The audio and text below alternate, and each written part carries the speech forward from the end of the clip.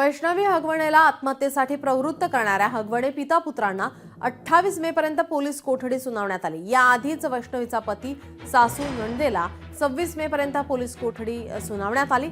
वैष्णवी हगवणेचा सासरा राजेंद्र आणि तिचा मोठा दीर सुशील यांना अटक करण्यात आल्यानंतर कोर्टात हजर केलं असता त्यांना पोलीस कोठडी सुनावण्यात आली। वैष्णवी मृत्यू प्रकरणात शिवाजीनगर कोर्टाने दोघांना 5 दिवसांची पोलीस कोठडी सुनावली आहे। घटना घडल्यानंतर आरोपी कुठे पळून गेले होते, त्यांना कोणी आश्रय दिला याबाबत चौकशी केली जाणार आहे। अटकेनंतर राजेंद्र हगवणे आणि सुशील दोघांनाही हिंजवडी पोलीस ठाण्यात ठेवण्यात आलं होतं। त्यावेळी पोलीस ठाण्याबाहेर काही महिला संघटना आक्रमक झाल्याचं पाहायला मिळालं होतं। तिथून या दोघांना बाहेर काढताना पोलिसांची चांगलीच दमछाक झाली होती। 5 दिवसाची पीसी मिळालेली आहे।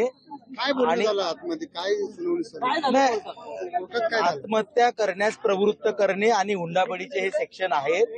त्या सेक्शन अंतर्गत सरकारी वकील पक्षाने त्या ठिकाणी चांगल्या पद्धतीने विरोध केला, म्हणून त्या ठिकाणी 5 दिवसाची पीसी दोन्ही आरोपीला मिळालेली आहे। हे प्रकरण अत्यंत गंभीर आहे आणि या दोन्ही आरोपी मागील 7 दिवसापासून बाहेर होते, ऍब्स्कॉन्ड होते आणि अधिक काही आरोपीने याच्यापेक्षा वेगळे गुन्हे काही केलेले आहेत का, अधिक कोणाला काही त्रास दिलेला आहे का, असे अटकेचे कारण होते। त्यामुळे माननीय न्यायाधीश महाराजांनी 5 दिवसाची पोलीस कस्टडी दिलेली आहे। आज पहिलाच पीसी होतं त्यांचं, तर तपास करणं त्यांच्याकडनं बाकी आहे, काही मुद्देमाल जप्त करणं बाकी आहे, परत अजून कुणी मदत केली हे पण तपास करणं पोलिसांना बाकी आहे, ते पण कारण पोलिसांनी सांगितले।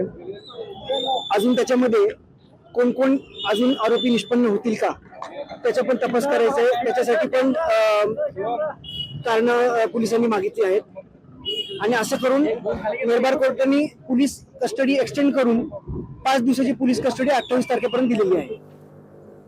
या प्रकरणी कोणाकोणाला अटक करण्यात आली आपण पाहूयात ग्राफिक्सच्या माध्यमातून।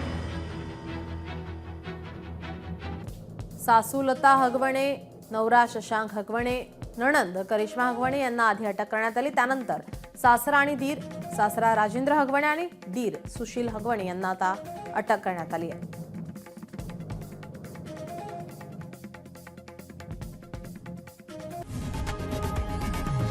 लोकशाही मराठी ऐका, पहा, जागरूक रहा।